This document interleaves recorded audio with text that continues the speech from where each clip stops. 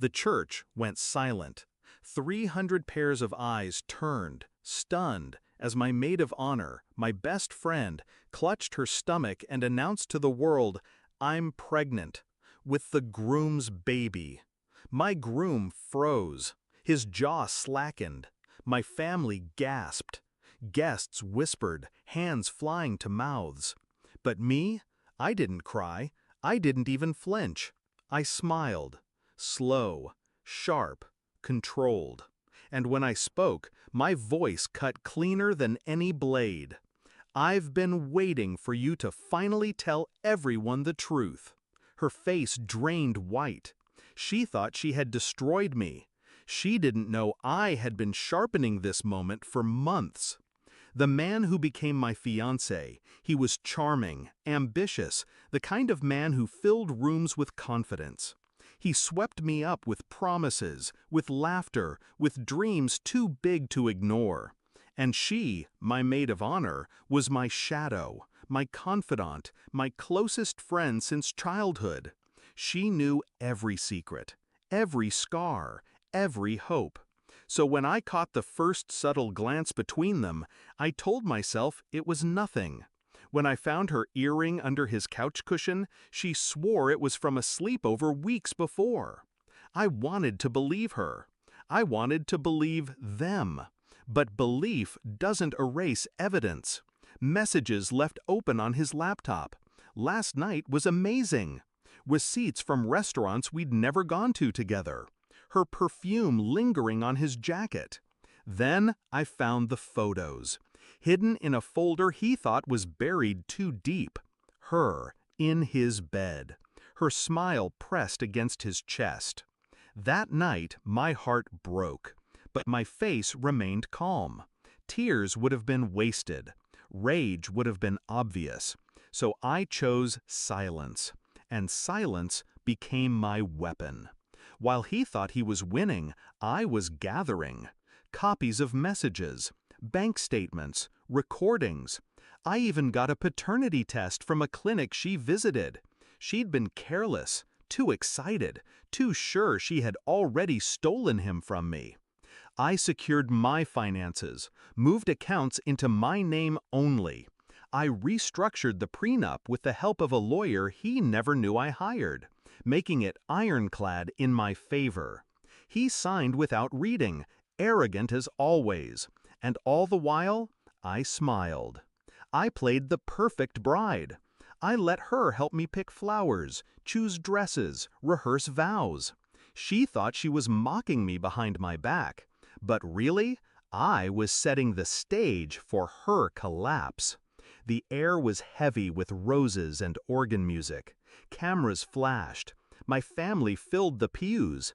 His family too. Old money, polished faces, judgmental eyes. He looked smug beside me, confident he had fooled me. She looked radiant in her maid of honor gown, holding her secret like a grenade she couldn't wait to throw. And when the priest asked if anyone had reason these two should not be wed, she pulled the pin. Her announcement split the room open. The perfect scandal. But she hadn't expected my smile. I turned to the guests, voice steady, commanding. Yes, she's telling the truth. They've been sleeping together for over a year. Gasps erupted again. My groom stammered, reaching for me. "It's not—" I cut him off. "It is, and I have proof." From beneath my bouquet, I pulled out the folder I'd prepared. Photos, messages, receipts. I held them high, then handed them to the priest, who read in silence before his lips thinned with disgust.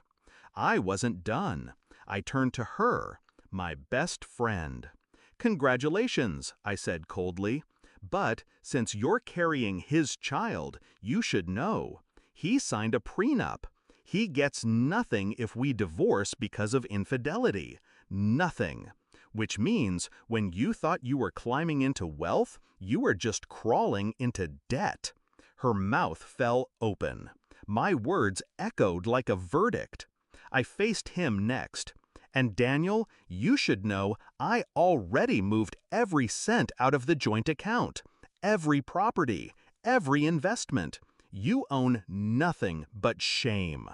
The guests stared, some recording, some whispering, all watching their perfect couple unravel. I slipped off my ring, let it fall with a metallic clang onto the church floor. I won't marry a liar. I won't marry a thief. But thank you for showing me who you are before the vows. I turned to the crowd, my family, my friends. Please stay, eat, drink, celebrate. Just not a wedding. Consider it a farewell party instead. With that, I walked down the aisle, veil trailing like smoke behind me, the room erupting in chaos. They tried to chase me. He called, she begged. Their perfect plan had turned to ash. He lost his money, his reputation. She gained nothing but scorn and a child bound to a ruined man. And me? I walked away with my head high, untouched, untarnished, free. Now, when I replay that day in my mind, I don't feel pain. I feel the hush of 300 people watching a woman they thought would break stand tall instead. I feel the weight of silence cutting sharper than any scream. They thought they were writing my tragedy, but I turned it into their execution.